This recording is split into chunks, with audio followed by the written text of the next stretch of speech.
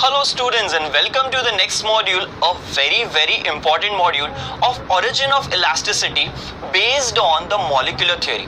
That means we are going to study elasticity at a molecular level, students. Let us go ahead. Origin of elasticity. First of all, consider a solid body in equilibrium. So here we have a solid body in equilibrium, and what you can see, the rounded structures are nothing but the molecules. Now carefully look at the diagram, students. This particular arrow is pointing to a distance. Can't you see that distance is between two given molecules? So this distance is nothing but the intermolecular distance at equilibrium condition. I repeat, it is the intermolecular distance at the equilibrium condition. Now students, what do we do? Now this particular body is subjected to an external force.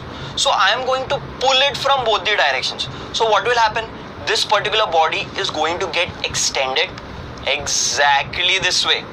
So what is happening, students? Let us just understand the same concept based on the molecular theory. Now what is happening? Students, this external force deforms the body and the intermolecular distance increases. That means, as you can see the thing blinking in red, both the distances are different, right students? So very clearly, after the application of the force, the intermolecular distance increases. Now what happens? See, every body has to maintain its state of rest. So what happens is an internal restoring force is inculcated in this particular body. So if we are trying to pull it, the internal restoring force is going to push it back to its original dimension. So students, is this property for each and every entity in nature? No, only for elastic materials. It is only for elastic materials that we have this particular internal restoring force. Now let us define it. F is a force called as internal restoring force, which is set up in a solid when subjected to an external force. And students, this internal restoring force is responsible for bringing the body to its original shape, size, or in short, the original dimensions. And in turn, students, this particular internal force is nothing but our origin of elasticity. Had this particular force not been there, we would not have got all those elastic materials that are surrounding us. Let us go ahead, students. Internal restoring force. So suppose if I am stretching a rubber band, so obviously my external force is in the opposite direction as compared to the internal force.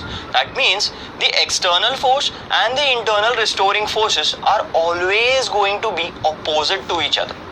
Let us go ahead, students. The force which brings the body to its original shape and size is called internal restoring force. This, students, would be the most simplest of definitions for internal restoring force. Which word should come? Original shape and size. Further, students, as you can see in this above diagram, I am applying an external force in the downward direction. So what is happening? The particular sponge pad is coming up, right? So in which direction will be the internal restoring force? Yes, the external force is downward. So internal restoring force is going to be in the upward direction. And that is why I can say that this particular object is exhibiting elasticity. Also, students, for elastic deformation, capital F is going to be equal to small f, and for plastic deformation, capital F is going to be greater than small f. Students, for elastic deformation, that means for this particular deformation, both the forces, that is external forces and the internal forces, are going to be equal, because if they are not equal, we will not regain our original dimension. Also, students, as you can see over here, for plastic deformation, that is a deformation which is permanent, F is greater than small f.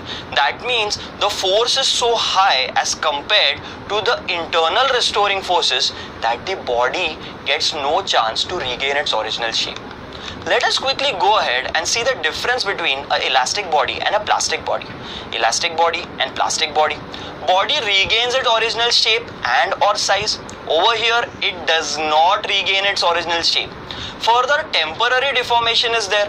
Here we get, in case of a plastic body, permanent deformation. Let us go ahead, students. Intermolecular forces are large, intermolecular phases are small or not present.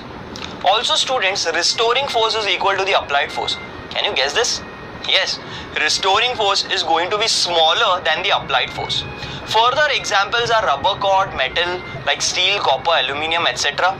Within the elastic limit. What is elastic limit? We'll be studying later on, students, so don't get worried about the word elastic limit. And further example, clay, wax, mud, dog, putty, all those objects are actually having permanent deformation as they are subjected to external force. Thank you, students, and I'll see you for the next module.